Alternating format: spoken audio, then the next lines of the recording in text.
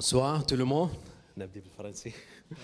أهلا وسهلا في رابطة الادباء. Welcome to Kuwaiti Writers Association, and we are truly honored to welcome you all to this one of its kind event, hosting and welcoming a great writer and a great novelist who has written more than 20 novels and biographies in different aspects of life, especially his historical narratives when he writes novels and things like that.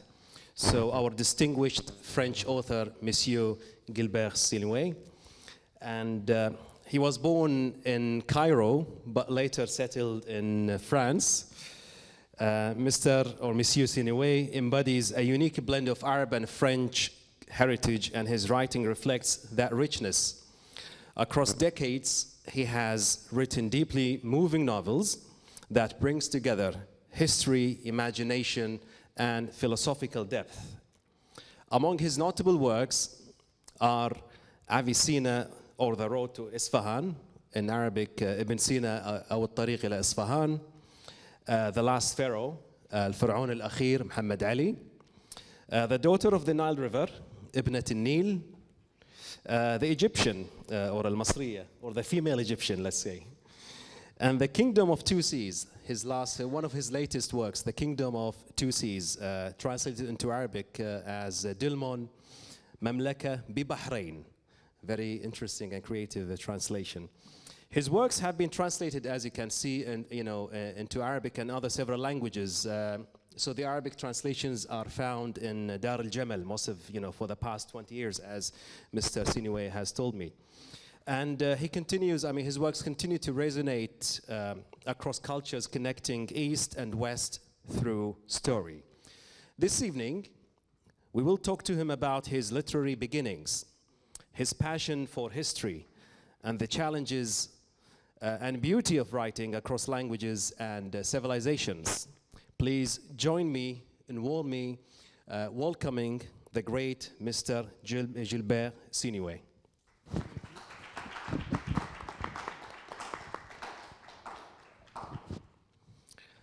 So, welcome to Kuwait. Thank you. Bienvenue au Kuwait. Thank you to receiving me. I'm very honored. Thank you. The pleasure's all mine.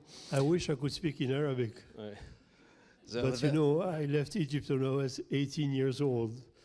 فالعربي بتاعي Not bad, which is not bad at all, yeah. So we are all eager to know about your beginnings. I've read your biography. You were fond, or you are still fond of musical instruments, so especially guitar as well. We have to speak about that. No, let's go to the writing, to the literary aspect of Yes. of your beginnings. Now the question is, how did your journey with writing begin? How many hours we have? Well, as Yusuf told you, I was born in Egypt.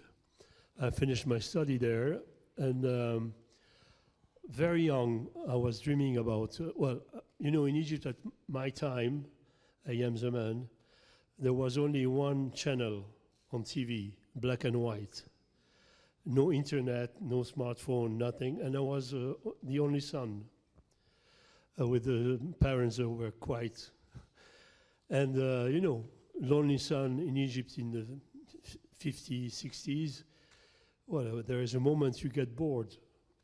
It's not now like now the young generation goes out in the places and travel, etc. So one day I went into the library of my father. There were many books, and I took one, and I started to read. And I discovered suddenly a miracle. I was not anymore alone. I was traveling. Sitting in my room, I was dreaming, I was traveling. I thought it was fantastic. I took a second book and then a third book, and this is how I discovered literature. And I became absolutely passionate about literature.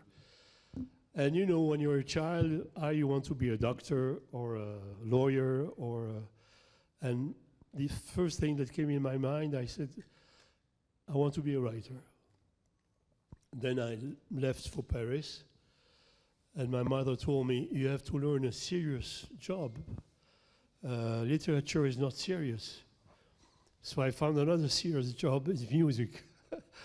And I started to learn classical music and classical guitar. And I started to teach.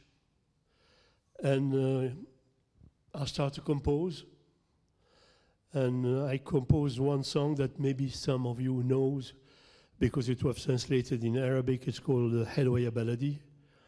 I didn't write in Arabic. I wrote it in French. It was translated. And then after a few years, you know, I always wanted to write.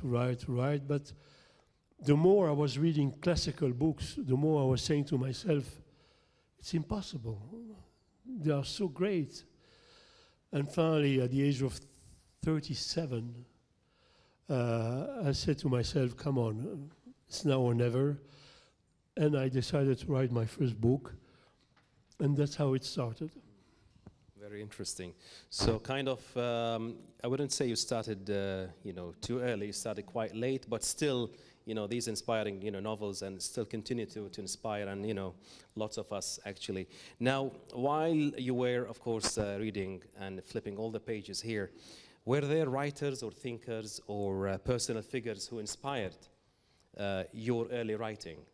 Specific name? You know, it's a very difficult question, because it's like when somebody tell you, what's your favorite film? It's very difficult to say what's your favorite film or your favorite book. But of course, I had great writers like Albert Camus, which for me was the master. I had a woman called Marguerite Yourcenar. You know, the great writer, André Mauroy, François Mauriac, Céline, and probably reading all these people make a kind of mixture in your head, and I can't say one of them influenced me, but probably all of them. All right, I see. Now, given your you know, mixed background here, how has belonging to both Arab and French cultures shaped your literary work?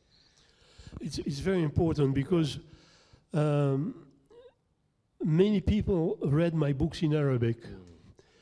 And what I've heard is they thought it was the original.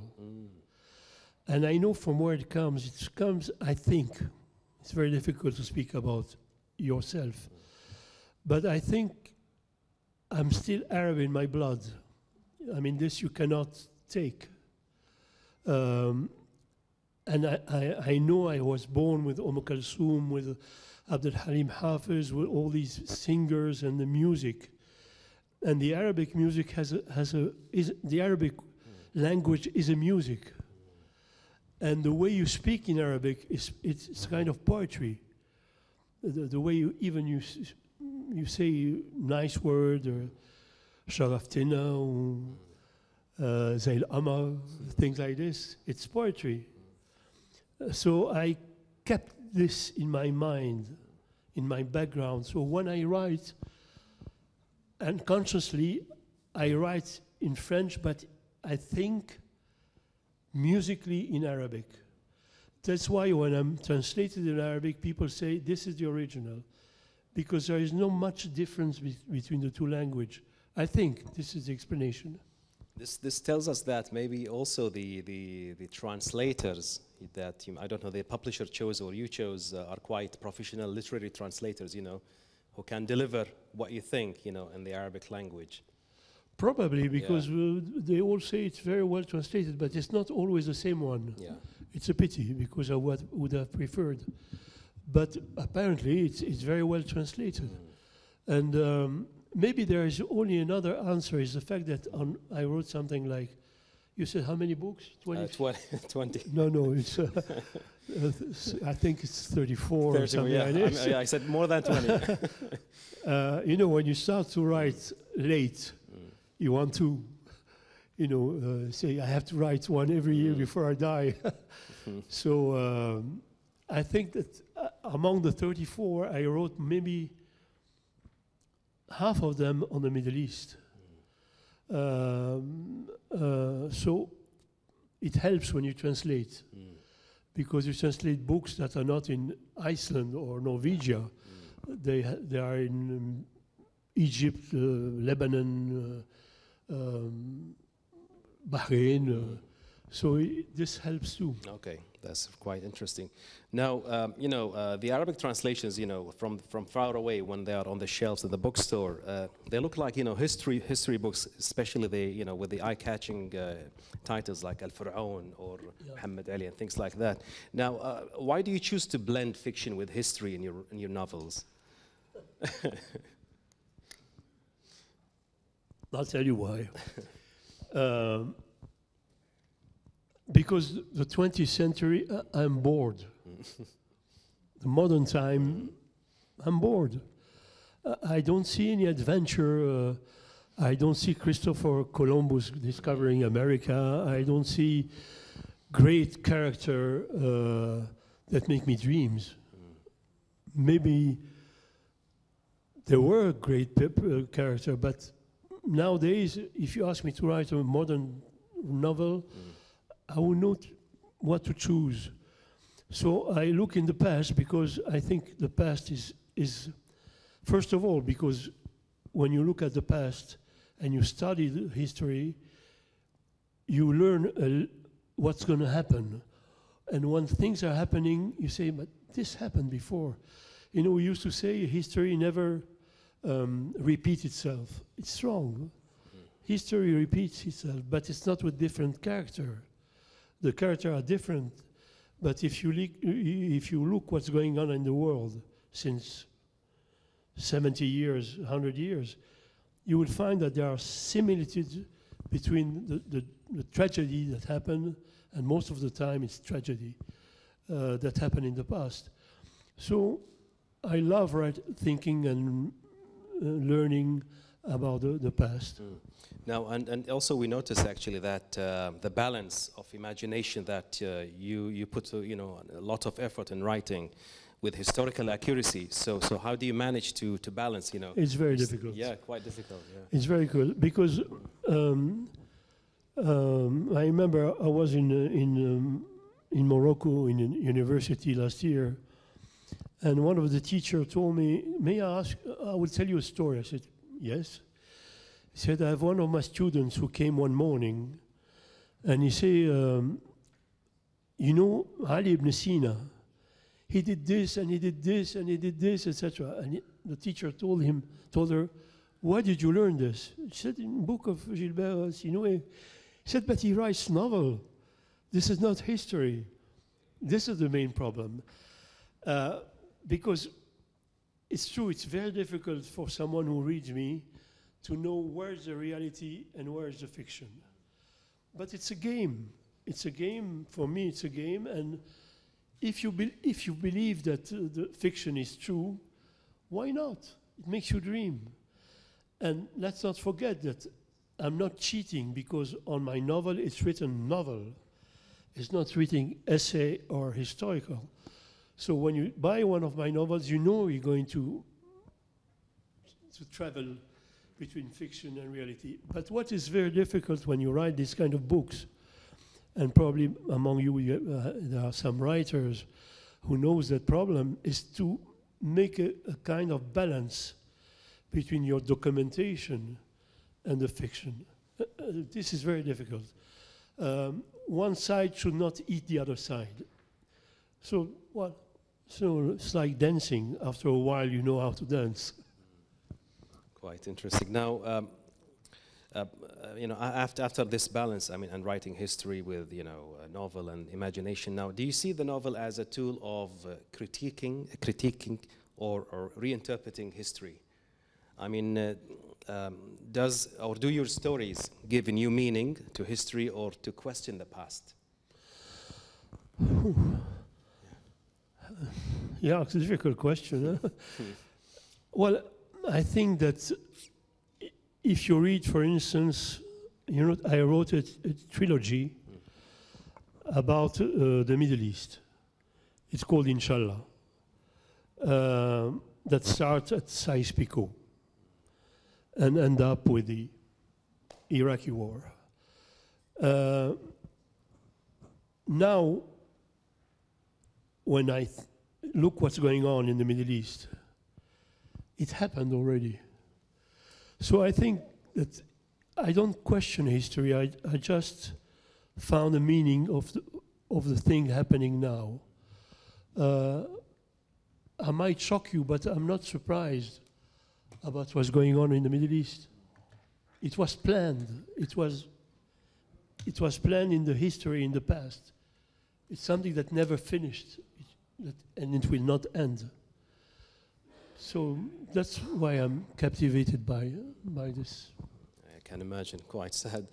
Now, if you want to talk about, we got lots of translators actually and from the audience, and if you want to talk about translation and culture, especially, you know, I can see you are kind of a trilingual, so you speak French, Arabic, and English. Maybe a fourth language, I don't know. No. Now, what are your thoughts on translation and its role in bringing cultures, you know, closer together? First of all, you know, there is an Italian proverb saying, traditore, a translator is often a traitor, often. And I don't believe that a translator should translate your book exactly like it was written. He should write himself. I think a translator should be a writer, because there are things you cannot translate. If you take Arab poetry, if you take Al-Mutanabbi or Abu Nawas, all these people, you cannot translate them. It's impossible. You have to, or even Shakespeare, if you want translated in French. I think the Nobel Prize, Naguib Mahfouz, I read it in French, but I know that it's not good, because you have the Arab mentality, the Arab way, the nukat, you know, that you cannot translate. So a translator should be a writer and be free to put his own soul in the book. He doesn't have to translate house mean, you know what I mean? So it's very important. But I think book should be translated from Arabic to French to English to Chinese. This is the best way to transfer and to exchange culture. If you close yourself in one language, it's like if you're living in one house. You need to travel to see the world. And thanks to translation, you have people at the end of the world who will read your book, and they will discover your culture, and this is extremely important. Totally agree with you. I mean, translate, especially literary works, you know, one of the most difficult, you know, translation strategy actually. You got to be quite accurate and transforming, you know, the cultural aspects more than the linguistic aspect. Exactly. Yeah. So that's the challenge, I see. That's a challenge, and it's very difficult. Yeah.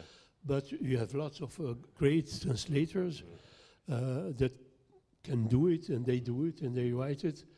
And that's why we have, in France, we have a lot of book translated from English, from Spanish, a lot. Great Spanish writers, South American, and it's fantastic. Yeah. Now, the thing is, when it comes to, again, to your own books being translated, I mean, as far as we know, they have been translated into Arabic. So what are the other languages that, you know, your novels have been? English, Italian, Greek, okay. Dozens of languages. Lots of European. Chinese, Japanese. Nice, wow. This is impressive. But I cannot tell you if the translator is good. No, that's my question actually. I mean, especially let's talk about, for example, the Arabic ones. I mean, you mentioned earlier that, you know, some of your works, they thought this is the original piece of work already written, not translated in Arabic. Now, you know, let's talk about, for example, the book that you have written recently about the anthology. Yeah, exactly. So well, that's yeah. You know, when you live in Europe, especially nowadays in France since a few years, you have a kind of obsession about the Islamic world. And sometimes, and I found it quite sad, that people mix Islam and Islamists. And it's sometimes very painful, but and people forget, or they don't forget, they don't know that there was a great Arab civilization. So I don't know, 3 years ago, I was maybe I was fed up of hearing things about the Middle East, and I decided to write an anthology of the golden age of the Arab civilization. It's not a book, it's not a novel. It was a hell of a job, because I thought it will remind or tell to the European people that Arab is not only wars and all these horrible things. It was also a fantastic civilization that brought a lot. I know how it started, sorry. I started because I read one book 3 years ago by a French writer called Guggenheim. And that he was saying there were no Arab civilization. This is not true. The Arab were absolutely incompetent of translating the Greek philosophy, the Greek legacy into Arab because of their religion. So they didn't invent anything, they didn't create anything. Maybe they transferred the Greek to Europe. That's all. I was completely astonished. And I said, what about al-Biruni? What about Ibn Sina? What about all these great genius? Mathematics, Khwarizmi, algebra, mathematics, zero, صفر, etc. So I decided to write this anthology. And alhamdulillah, it was translated in Arabic, and it's going to be released next week for the book fair of Abu Dhabi. Abu Dhabi, yeah. On Saturday, gotta say. Saturday, yeah. for the cultural summit. So I'm very proud of all my books. I would say this one is very important for me, because I hope also that the Arab youth would be interested of seeing what their ancestor did, what kind of liberty of thought they had, the poetry, women who were writing fantastic poems. So for me, I'm very happy of doing this. Very well done, actually. I mean, when you have the collection of these anthologies on civilization and things like that. Now, when we talk about, one of the hottest topics nowadays in language and culture is about language and identity. Language is your identity. Now the question is, how do you see the relationship between language and identity while writing and reading? Well, I think it's like twins. Like I told you, I cannot separate my youth and my roots as an Arab and as someone who lived in Egypt, and my writing, so my identity and my culture are the same. I mean, how can I say? I have a friend that you know probably, Amin Maalouf, the famous Lebanese writer, and someone asked him, "Do you feel French after all these years, or do you feel Lebanese?" And he said, "I'm like coffee with milk." How can you separate coffee from milk? It's impossible. And I think it's good. The more culture enter in your mind, the richer you become. It's very important. So identity and culture are mixed. Yeah, they go together all the time, actually. Yeah. So you feel like you are, equally connected to both Arab and the French cultures. Yeah. Totally. Yeah. I feel totally. I feel 100% French and 100% Arabic. It doesn't make sense. Quite a nice balance there. Now, have you ever thought of writing in other languages than French? Have you ever? No, I'm incapable. No. Okay. I wish I could learn again Arabic, because I missed all the poets. And when you don't read poetry in its own language, you lose a lot. Yeah, could imagine. Now, I do have some actually young writers actually from the audience who are willing to hear you, and what kind of advice would you give them to young writers and some inspiration? My dear Yusuf, you ask a question. What advice can I give to a young writer? Well, maybe I will have two modest advice. The first one: don't write if you don't have a history in your mind. I have lots of people around me who tell me, I want to write, I want to write, I want to write. Okay, what do you want to write? I have a story in my mind, I don't know exactly. No, if you don't know, don't start. You have to have at least, it's like a voyage. You have to know from where you go to where you go, at least. Now, what's happening in your trip? This is something else. So before writing, try to have at least the trip, where you go and from where. And the second advice, work. Patience, work. There is nothing else. Write every day, every day. I didn't stop since 35 years. I write every day, and every time I discover it's a miracle. And because there are no recipe. You don't know how it works. When you start to write a novel, writers among us knows this. You imagine a couple, they love each other. In your mind, this is the love story. And while you write, you discover that they start to hate each other. You didn't plan that. It's your own characters who start to live without your authorization. And I was talking with one of my friend writer, Alay Laswani, and I read one of his books, and we were having dinner together. And I told him, look, this couple, they start to hate each other from the first page. And suddenly, at the page 120, they fall in love. How come? And he said to me, Gilbert, imagine my surprise when I woke up next morning and discovered they were married. This is to tell you that writing is a miracle. It's something that I wouldn't say comes from Allah, but people call it inspiration, I don't know. You decide to write, and suddenly, progressively, the book is written in front of your eyes, and it's a miracle.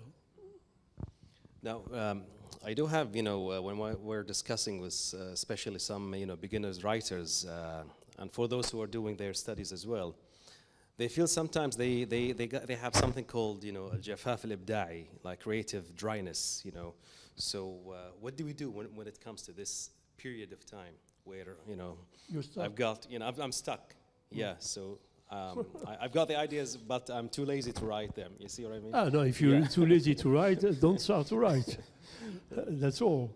It happened to me thousands of times where I wake up in the morning because my publisher is waiting for the novel, so you have to write, and you're stuck. You're at page 200, and you don't know how you're going to get out of this trap. The trap you build yourself. And I always discovered that this is the best moment. So you want to get up, get out. This is the moment that you should never leave your desk. You have to stay. You're punished. You have to stay and write, erase, write, get up, sit down. And suddenly, it's like a fight between your brain and suddenly you discover that it's coming and the miracle is there. If you get up, it's like I always compare that to dancing with someone. If you dance with someone, there is an atmosphere, you feel great, and suddenly the music stops. Okay, you go and sit down. But to recreate what you had half an hour before, it's hell. It's very difficult. Man, writing is the same thing. If you start stop dancing, it will be very difficult to, you'll do it, but needs more effort. Yeah, exactly. Now, a lot of the audience actually, we do ask our guests usually, what are the books that you are reading these days? And are there writers who continue to inspire you, at this moment? To be honest, I have worked so much on my anthology that now my brain is completely empty. I'm incapable of reading anything. I just watch stupid series on my iPad, and I'm incapable to read anything. I finished this book 1 month ago, 2 months ago, and I'm empty. But normally I read everything. I read classical work that I forgot, or I read thrillers. I think there are no, or you have a good book, or you have a bad book. But you don't have, you cannot say thriller is not literature. Thriller can be great literature. So I can read anything. Now, I think these are the questions from my side. So there are, a number of questions from the audience side. So questions from the audience. If you have any questions. And if you have, do you have an extra mic, please, at the back? Yes, madam. The microphone. Yes.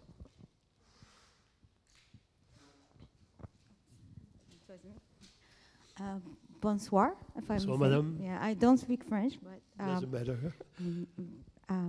first of all, You can say it in Arabic and no, I Yusuf will speak in translate English. it. I speak in English. I truly admire your work and novels, but I have this feeling that in your novels there is a battle or a hidden battle between reason and faith. So I didn't get the question. I didn't ask the question yet. Okay. So in your novels, I feel that there is a battle between reason and faith. When there is doubt and there is a struggle in finding like an Ibn Sina or Jesus. So did I get that right first? That's the question. And after these books, did you find the peaceful place between reason and faith? Between reading and Reason. Reason and faith. There's like a battle in your writings between reason and faith. Yeah. And Ibn Sina and Jesus, there is a battle, there is like a struggle between faith and reason. Yeah, I understand. You want me to ask it in Arabic? I will. يا ريت. هناك صراع في بعض قصصك بين الإيمان أو القناعات والعقل. La raison et la foi. فهل You بعد know, I هذه will, the only answer I can give you is the one of Ibn Sina or Ibn Rushd or great Arab thinker. Faith and reason are absolutely compatible, like milk and coffee. The thinking and the faith should not be different. They are both are completely together. In French, we say, how can I say it in French? Faith is not incompatible with reason. It's not because you are a thinker and you analyze and you think that you don't have faith. Sometimes you need to have faith to write and to create. So I think they're completely compatible. by faith, I didn't imply religion. I implied the beliefs that you inherit, or to invent, you have to think an unthinkable things. So I didn't mean faith in the way of religion, more than beliefs, inheritance, the group thoughts. You have to be a thinker. So I felt that in Ibn Sina and Jesus. So I don't know if I was right. Absolutely. Yeah. Thank you. Merci beaucoup. Merci, madame. Merci. في سؤال ثاني? Any other questions?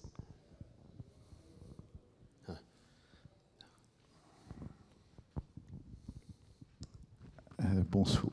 You prepared questions, Hello. Just a couple of questions.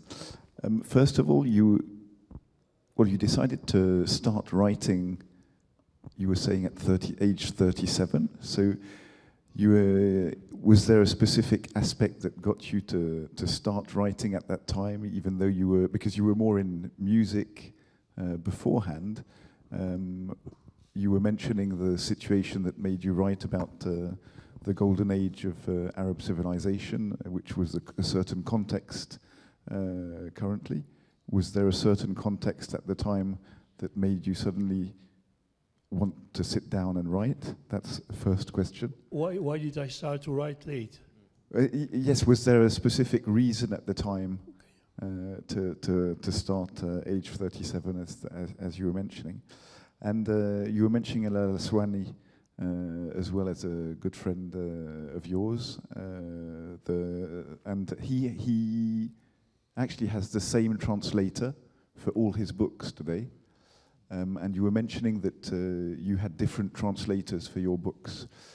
A lot of writers have the feeling that they need to know the translator of their books and to have actually a kind of proximity with them for them to understand them and to pass on what they want to say. Have you not got a specific usual translator? Does it change? Do you choose them? How does that work with the translators of your books? Just two quick questions, but I was interested in. The first answer, why did I start late? Because I was very impressed by my colleagues, by the great writers that I read. I was very impressed, and I was saying to myself, unless you're completely megalomaniac, who can dare write? I mean, it's very hard, you will never make it. And I was paralyzed. And I stopped reading because I was too much impressed.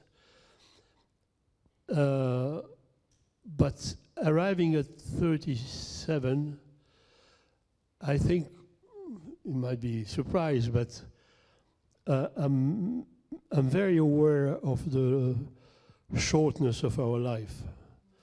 And the more you grow old, the more you see the end coming, whatever you do, and there is no handbrake.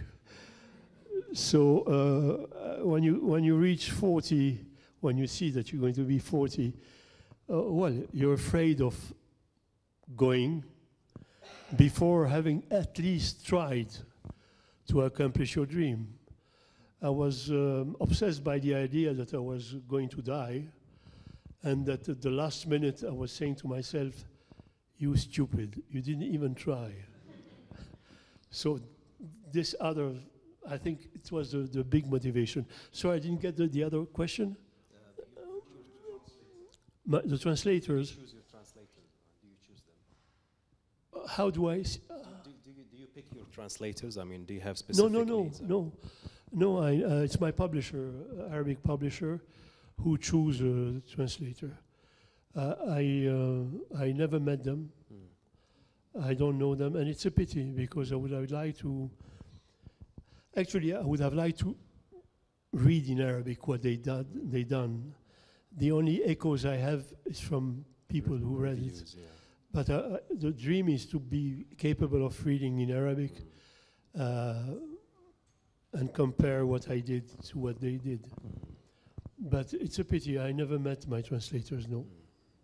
Once I met my German translator, who was absolutely incredible. That was the last time. Nice. أي سؤال آخر؟ ده السؤال حسين.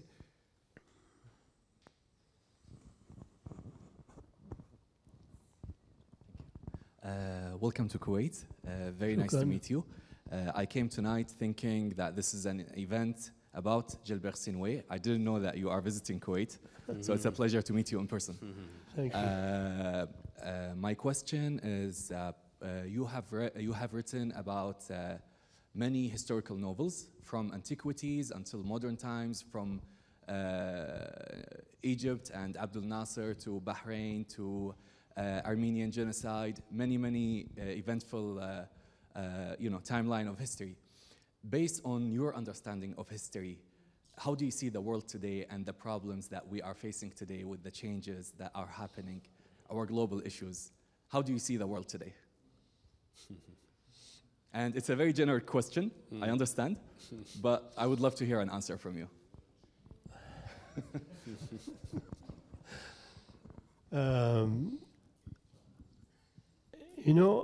I will tell you something that you will find maybe a caricature.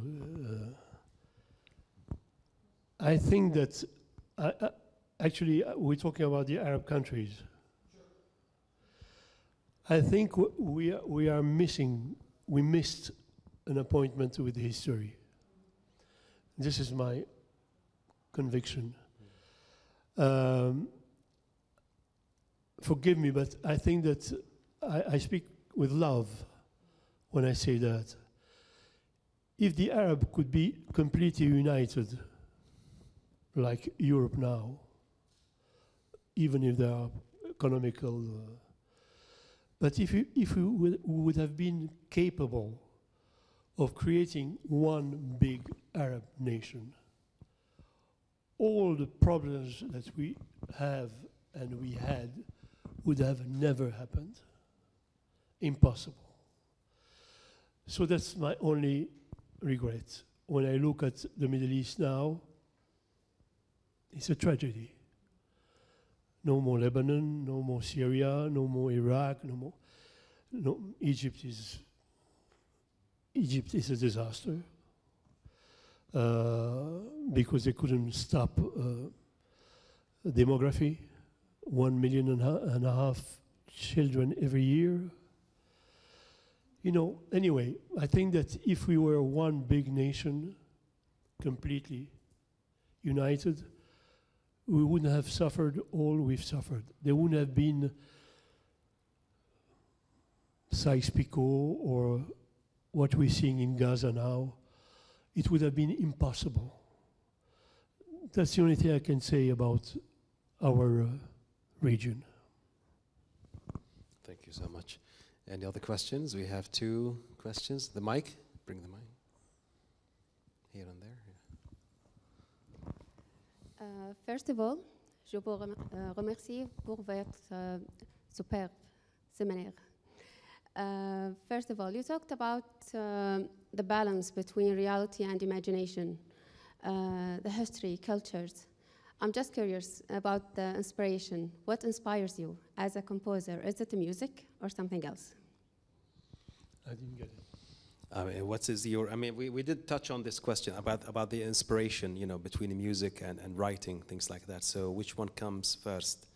I will shock you. Yeah. I don't believe in inspiration. I know that this is a word that among writers and poets, they wait for inspiration. I don't know what is inspiration. Honestly, what does it mean? You're going to sit in a garden and listen to the birds singing and suddenly... I don't believe in inspiration. I believe in transpiration, but not in inspiration. Inspiration for me is having the idea of your novel. That's all. After that, it's transpiration, it's work. But if you wait for inspiration to write a book, you're going to grow older and older and older. Yeah. We got another question from there. My name is Huda Shawa, and I read your the earliest book I read was Akhenaton. I was writing a play in Arabic, and that was the only source I could find, a fictional account of the pharaoh. And then I read Ibn Rushd recently. And reading your books, I realized that there are always big ideas behind your novels, your stories, this historical fiction. You paint worlds that start with an idea. These are, whether it's Ibn Rushd or Akhenaton or Ibn Sina all these thinkers who were revolutionaries who challenged their societies with their ideas, different revolutionary ideas, whether it's in medicine or philosophy, religion for Ibn Rushd, and Akhenaton, Especially Akhenaton. systems of thought, exactly. I'm wondering if you think of these big ideas before you decide on the character. And then I also would like to know a little bit about your geography. Reading the books, there are transformative experiences. They take us places. The geography features in these novels very strongly, whether it's Asfahan, whether it's ancient Egypt, where it's Andalusia, specifically in Ibn Rushd, Qurtuba, Marrakesh. Do you actually travel as part of research for when you write these novels and paint these locations with your words? Actually, when I write about Cordoba or Isfahan, I never went to Isfahan. And I went to Cordoba many, many years later. You don't need to go to a place to, especially a place that doesn't exist anymore. When I write about Akhenaton, what do you find? Nothing. The city he built doesn't exist anymore. It's just sand and stones. So you don't have to stay or go to the place to write about it. You have to read documentation, and there are a lot. And I think nowadays, thanks to the internet, which has horrible part and brilliant part, it helps a lot. You can find treasures, not in Wikipedia, of course, but if you make research on serious website, academic website, you find fantastic description of, you mentioned Cordoba or Isfahan or all these places. So I just need to read. And I wrote many books that are in the past. I could have gone to these places, but I didn't want before I finished the book. So I don't think it's very important to write about it, to live in these places. Did I answer everything? I don't know. Yeah. سؤال بعد؟ في سؤال آخر؟ Hey. We have two questions here and there. Okay. Well, I want to ask about short stories. Do you believe in short stories? Because nowadays everybody wants to be a novelist. Okay, and at the page 30, you feel that it's finished. Okay, I got all the personage, all the story, but still they want to write, and it's a matter of longer, like the theater sometimes. So, do you believe in short story? And there is a motive. Okay, there is no inspiration, but at least there is a motive. Okay, so the short story, I think it has to take its place, especially in our society where the things going very fast. So what do you think about the short stories? Well, I'm incapable of writing a short story. I have tried. I don't know how you can write a short story in 10 or 15 pages. I don't know, because I need to go deeper, further, etc. I know that in France it doesn't work. I have to tell you, in the English word, it works very well. Short stories, in the States, in England, it's very fashionable. In France, it never worked. Only one time with one writer. What can I tell you? It's a kind of different technique. I don't say it's less good than a novel of 500 pages. You have small stories that are very, very well written, and that makes you the same effect that if you read 200 pages. It's just a different technique. All right. I think we got one more question here at the front. Jidam.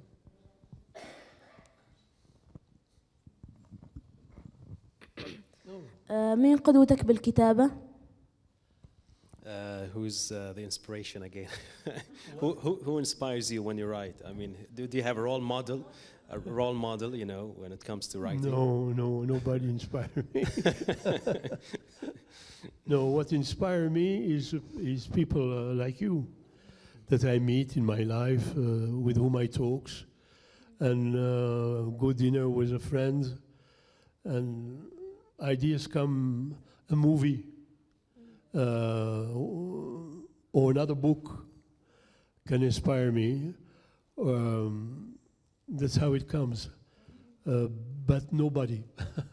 I wish I had somebody. No. Any other questions? I think we got last question here. I'll add another couple of questions. One is, I was interested in your café au lait reference with regards to identity. Currently it seems that a lot of countries are more looking at their national identities all around the world. How do you feel about this concept of national identity in a world where we're all a little mixed in a way?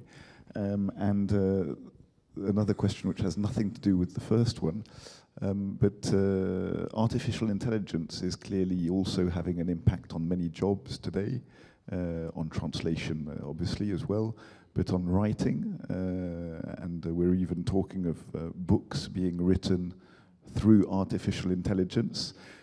Do you, in writing, use anything of artificial intelligence today, and how do you see the impact of artificial intelligence on a writer's work in general as well? First, you were speaking about national identity.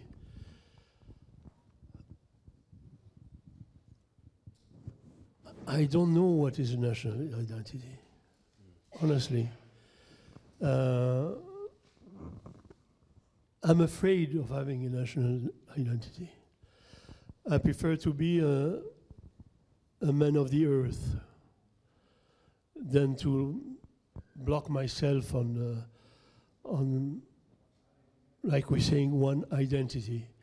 And thanks to my parents, I grew up with a very open mind, accepting all religion and all culture. This is how my father taught me. Even about religion, you know, he told me that there are three religions in the world, but think about it, and when you grow up, make up your mind, and if you don't want to make up your mind, it's your problem. But that's why I prefer to be open than to be national. And you know, the word national identity, you know it very well. Behind it, there are so many problems. So I prefer to be, I'm a man of the earth. I can be Indian, Kuwaiti. I receive all the messages that comes, and I feel every day more rich. So I don't want to stuck myself. The second question was about, sorry. Artificial. Yeah. AI. Well, honestly, I found this absolutely fantastic. Great. It happened that I started to use it for some research. Now, you know as well as I know, it's fantastic and it's extremely dangerous. You know, it's like the invention of the smartphone.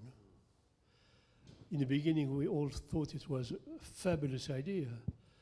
Now, when I look at my son, I wonder in what world he's living. He's closed from his parents, even his own friends. I discovered one day he was having dinner with friends and everybody was using his smartphone. I said, but you don't talk to each other. You came out to have dinner with friends, you don't talk.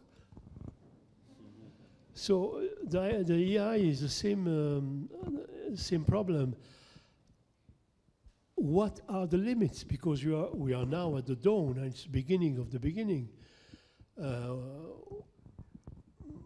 I know that some friends, musicians, can write a song, add the voice they want, the instrument, and with a hologram, you have you don't need a man anymore. You don't need, I mean, where is Mozart? Where is Beethoven?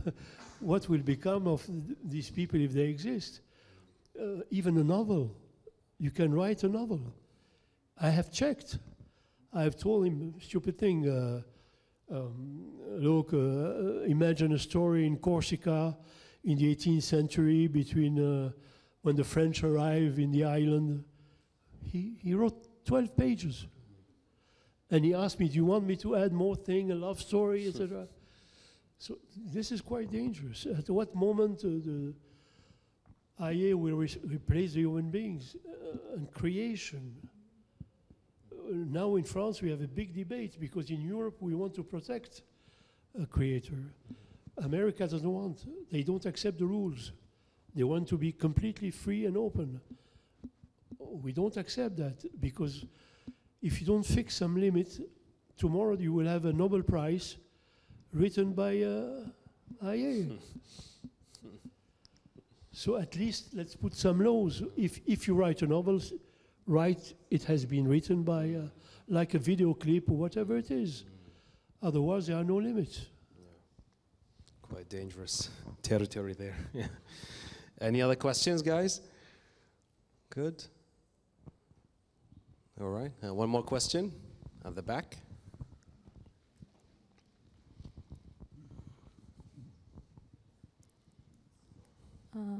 Bonsoir, monsieur.